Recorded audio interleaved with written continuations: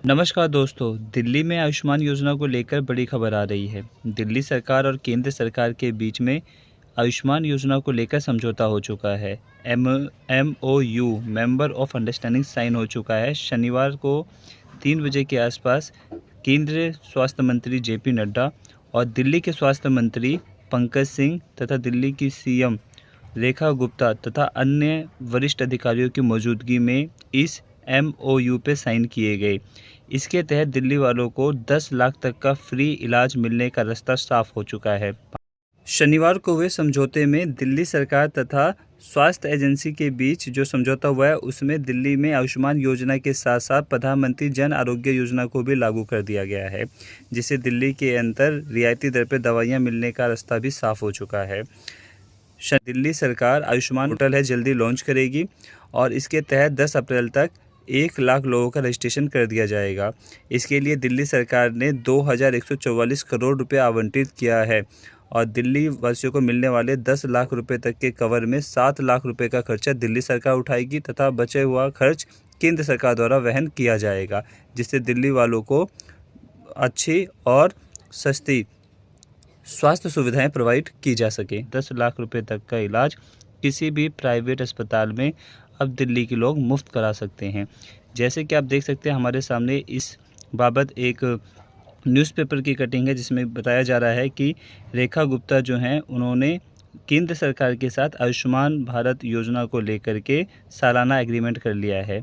इस कटिंग में अगर आप देखेंगे तो साफ साफ बताता है कि जो समझौता हुआ है उस समझौते के तहत 1961 प्रकार की जो बीमारियां हैं उन बीमारियों के इलाज के लिए समझौता हुआ है। इसमें मेडिसिन्स यानी कि जो दवाई होंगी, जो जांचें होंगी और जो हॉस्पिटल में भर्ती होने का खर्चा है, इसके साथ जो ICU की केयर अगर किसी को नीड है तो ICU तक और सर्जरी, ये सभी सेवाएं सम्मिलित हैं। ये सभी सेवाएं इसके अंदर कवर की जाएंगी। इसके साथ ही इसमें प्रधानमंत्री जन औषधि योजना को भी जोड़ा गया है, जिसमें अफोर्डेबल प्राइस पे लोगों को दवाइयाँ मिल सकें।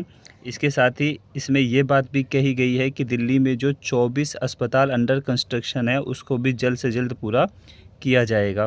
पहले चरण के अंदर इसमें कई लाख लोगों की जो रजिस्ट्रेशन है वो शुरू हो जाएंगे। तकरीबन 10 तारीख तक यानी 10 अप्रैल तक 1 लाख लोगों के रजिस्ट्रेशन की बात की जा रही है। भारत में 5 लाख तक का हेल्थ इंश्योरेंस इसके अंतर्गत आता है, लेकिन दिल्ली में 10 लाख तक के इंश्योरेंस की बात की जा रही है।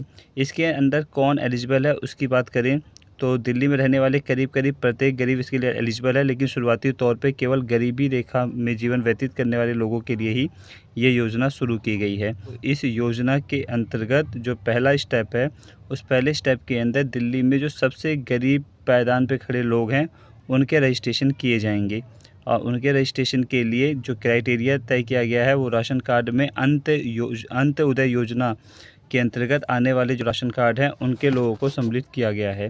देखिए वर्तमान में दिल्ली में 2 प्रकार के राशन कार्ड बनाए जा रहे हैं। एक है गरीबी रेखा में जीवन व्यतीत करने वाले लोगों के लिए और एक है जो बहुत ज़्यादा गरीब है उन लोगों के लिए, यानी अंत्योदय योजना जो AAY कार्ड है। एक कार्ड जो है इसे PR कार्ड कहते हैं जो BPL परिवारों को आवंटित किया जाता है और एक जो कार्ड है वो AAY कार्ड है जो बहुत ज़्यादा गरीब जो लोग होते हैं उनको आवंटित किया जाता है, जिसके तहत 35 किलो राशन उनको हर महीने दिया जाता है।